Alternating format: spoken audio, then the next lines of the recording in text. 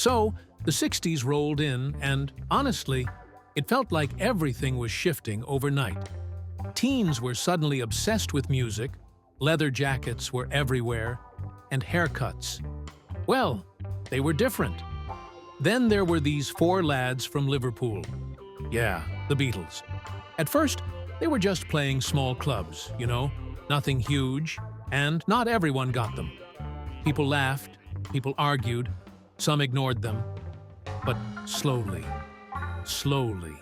they started to change the game. And it wasn't like it happened in a day. They played endless gigs, traveled all over, and somehow got everyone hooked. By the time the country really noticed, it was too late to ignore them. And what's crazy is how much of Britain got swept up in it, from Liverpool to London and everywhere in between. Liverpool in the late 50s and early 60s was buzzing, but not in a fancy way. The docks were busy, streets full of people hustling, and small clubs were popping up everywhere, often in basements or converted halls. Young lads with guitars would gather, just messing around, trying out songs they'd heard on the radio. And the Beatles were part of that scene, though back then nobody could have guessed how big they'd get. John Lennon and Paul McCartney met at a church fete, of all places, and something just clicked. Then George Harrison joined, quiet and serious, and later Ringo came in, finishing the lineup. They played long hours in small venues, sometimes for almost no money. Honestly, you can imagine it.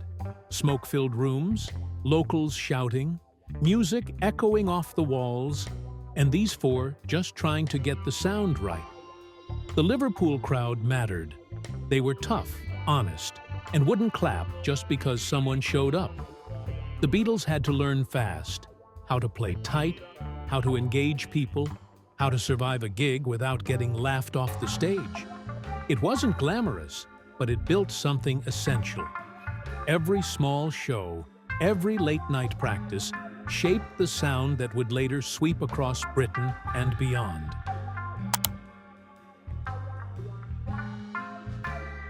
Years after Liverpool, the Beatles ended up in Hamburg, Germany. And wow, that was a whole different world. The clubs there were louder, darker, and the audiences, well, let's just say they didn't go easy on anyone.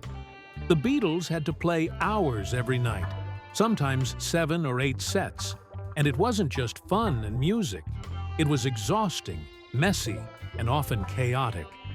The clubs were crowded, smoke thick in the air, waiters shouting over the band, and rowdy crowds testing every note. But that's where they really learned to play tight as a group. They learned timing, stamina, even how to improvise when someone yelled or bottles were thrown. Hamburg was rough, but it shaped them in a way Liverpool never could. And the stories, there are plenty. They slept in tiny rooms, sometimes not even beds, and lived off whatever they could grab between gigs. But every night on stage, they got better, sharper, and more daring. By the time they came back to Britain, they weren't just four lads playing small clubs.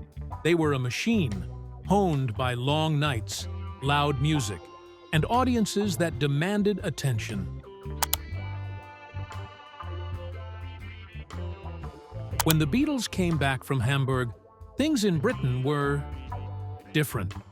They weren't just a local Liverpool band anymore. They had this energy, this edge, that grabbed people's attention immediately. Clubs in Liverpool and surrounding towns were packed, sometimes spilling into the streets, and the fans weren't polite. They shouted, screamed, and made it impossible not to notice them. It wasn't overnight fame.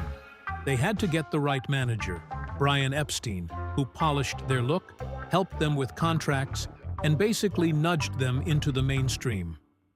Radio stations were still unsure, some TV producers hesitant, but once they got that first big single out, Love Me Do, people started paying attention. And then it snowballed. The craziness of Beatlemania began quietly at first. Girls queuing outside theaters, newspapers writing about the screaming problem, and suddenly everyone, from teenagers to older adults, was talking about them. And it wasn't just music. It was style, attitude, and this strange charm that made it hard not to get caught up. By the mid-60s, they were everywhere, on TV, in magazines, on the radio, and Britain's musical landscape had changed completely.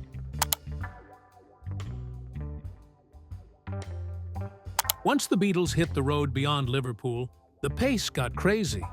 They were touring all over the UK, hopping from small towns to big cities, sometimes playing 2 or 3 shows a day. The crowds were wild, screaming fans, waves of excitement, and journalists snapping photos at every turn. Honestly, it must have been exhausting just keeping up with it all. They weren't just performing songs, they were performing energy, attitude, and this magnetism that made people notice immediately. Even minor gigs had packed halls, and fans memorized every lyric, every guitar riff. The media started picking up on it too. Radio interviews, newspaper features, and eventually TV appearances. By the time they left for their first overseas shows, Britain was already buzzing, and international audiences were about to get the full experience. The touring life was tough, sure.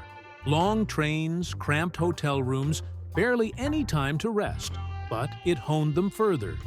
Stage presence, audience interaction, even the jokes and banter between songs came from sheer repetition and real experience. And this was still just the beginning. Before long, they'd be heading across the Atlantic, and the world would start paying attention in a way Britain had only just begun to understand.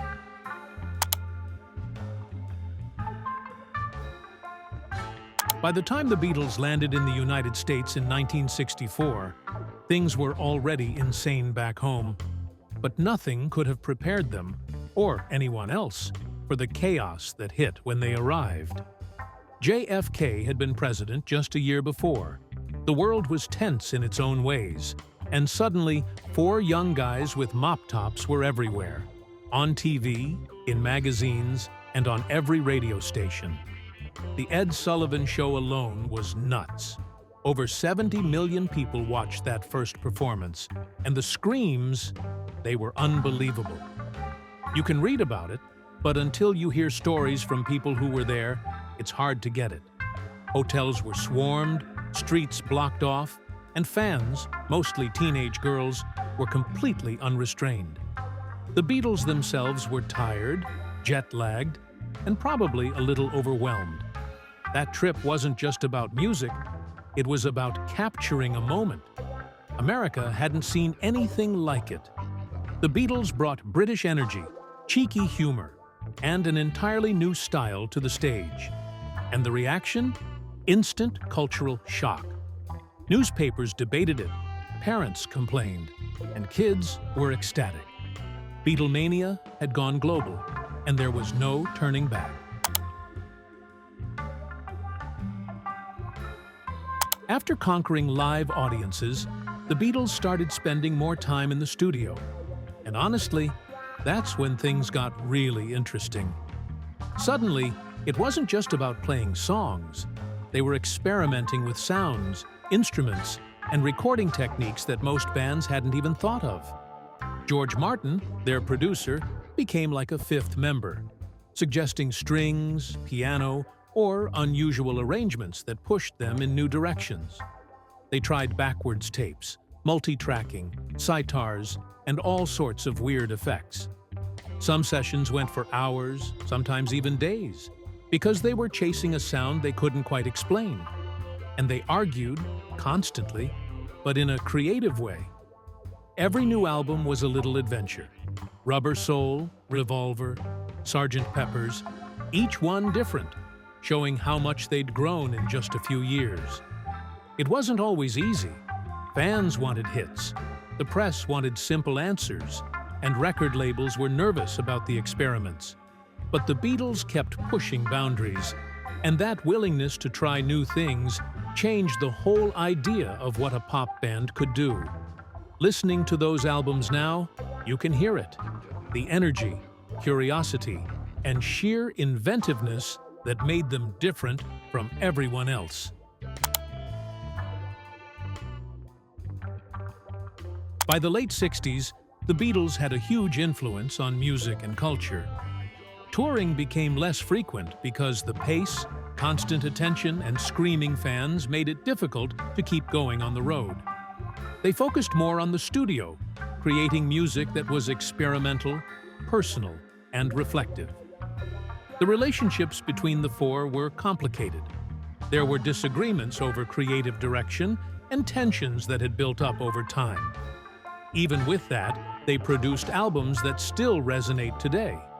The White Album, Abbey Road, and Let It Be show different sides of the band, from playful to introspective, simple to complex. Their impact extended beyond music. They influenced fashion, film, and social attitudes. People who grew up in the 60s remember their songs vividly, and older generations still recognize them instantly. The Beatles changed how music was written, recorded, and performed. Even now, their innovations can be heard in modern pop and rock, and their music continues to reach new generations.